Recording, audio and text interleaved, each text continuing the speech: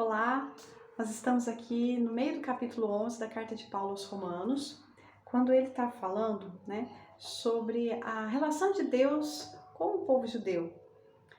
Se agora ele é o apóstolo dos gentios, semeando a boa nova para todos os grupos, não tem mais aquela questão do o povo eleito, fechado em numa determinada cultura, ainda que tivesse subdivisões, mas que compreendiam a lei divina de determinada forma, agora está totalmente aberto. Então a pergunta é, Deus rejeitou o seu povo? Foi disso que a gente falou da semana passada.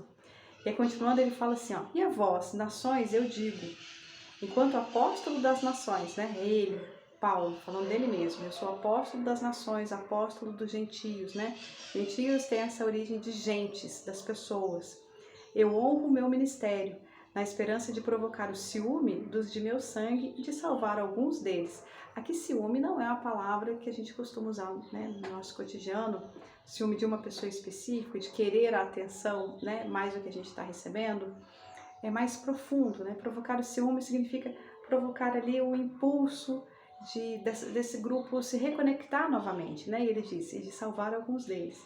Pois se a rejeição resultou na reconciliação do mundo, então se alguns grupos, e que ele fala aqui, já estava falando antes, que foi a maioria dos judeus não aceitaram, nem a grande profundidade da verdade divina, conhecida ali pela cultura judaica, nem a vinda de Jesus, Mas essa rejeição ajudou que as outras pessoas se unissem para viver o cristianismo de forma muito pura. Quando a gente lê os livros do cristianismo primitivo, sobretudo vindos aí pelas psicografias, a gente percebe que o cristianismo primitivo ele foi muito puro, As pessoas que conseguiram aceitar ali Jesus, elas viveram essa verdade nas comunidades e no sacrifício, então elas se transformaram de forma muito profunda, que foi esse acolhimento à vida que veio dos mortos, porque eles ultrapassavam a concepção de vida e morte, ultrapassavam as barreiras da matéria, do olhar material.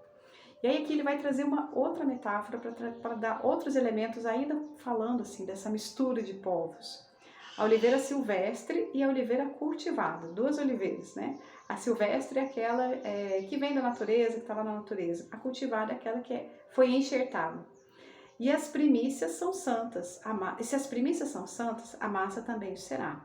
E se a raiz é santa, os ramos também o serão. As primícias são aquela... a primeira colheita, que nos rituais ali do povo judaico tinha um significado santo.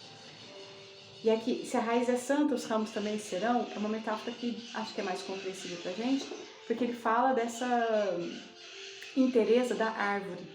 E se alguns dos ramos foram cortados, e tu, oliveira silvestre, foste enxertada entre eles, para te beneficiares com eles de seiva de oliveira, não te vanglories contra os ramos. E se te vanglorias, saibas que não és tu que sustenta a raiz, mas a raiz sustenta a ti. Essa é uma metáfora muito interessante, muito forte, que cabe muito pra gente até hoje, Sempre que a gente tá com a oportunidade de encontrar pessoas que pensam diferente da gente, este encontro, essa enxertia, vamos pensar assim, vai servir para o nosso crescimento, A gente às vezes fica querendo encontrar ou conviver só com aquelas pessoas que pensam exatamente da mesma forma, porque flui, Flui, mas não faz crescer muito. Então, esse corte dos ramos, essa enxertia veio justamente para que a gente se melhore enquanto comunidade. E ele fala, não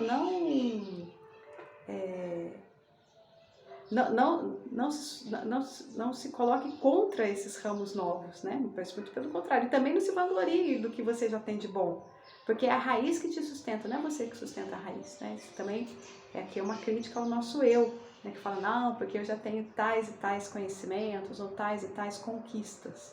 Mas é justamente convivendo com a diversidade que a gente vai fazer essas conquistas florescerem, Porém dirás, foram cortados os ramos para que eu fosse enxertada. Muito bem, eles foram cortados pela incredulidade e tu estás firmes pela fé. Não te soberbeças, mas teme, porque se Deus não poupou os ramos naturais, nem a ti poupará. Então, aquilo que a gente tem, aquilo que a gente conquistou de verdades morais, não estamos falando de coisas materiais. A gente precisa também manter a humildade, porque isso a gente pode perder. se não foi ainda uma conquista tão profunda, às vezes é só o começo, né? Aprendi a fazer caridade, nossa, que ótimo, mas, sim, esse é só o começo da nossa jornada, né? Se a gente se orgulhar, a gente vai se perder, a gente pode se perder. Vem então a bondade e a severidade de Deus, a severidade para os que caíram e a bondade de Deus para contigo, né? Para a gente exercer a gratidão. E se perseverares na bondade, do contrário, também tu serás cortado. Então, nós que já achamos, né, que nos despertamos para o bem, que despertamos para as verdades religiosas, se não estivermos atentos à nossa vaidade, ao nosso orgulho, combatendo eles diretamente, a gente também pode cair. E eles, se não permanecerem na incredulidade, serão enxertados, pois Deus é capaz de o enxertar novamente. Com efeito, se tu foste cortado da oliveira silvestre por natureza e contra a natureza, foste enxertado na oliveira cultivada, com maior razão os ramos naturais serão enxertados na oliveira a que pertence. Então aqui é uma metáfora para falar desses dois tipos de árvores, né? Mas em que a gente percebe assim, se você veio de uma família, por exemplo, né, religiosa, meios, né, comunidades em que a religião faz parte, pode ser que realmente seja mais natural pensar nas questões espirituais, mas se você não veio, né, você pode vivenciar essa verdade a qualquer momento, porque Deus faz essa enxertia. E nesse convívio, né, dessa diversidade entre nós, aqueles que vieram de tradições ou que não vieram, a gente precisa deixar florescer o que a gente já conseguiu conquistar, porque as nossas conquistas ainda são muito pequenas, né?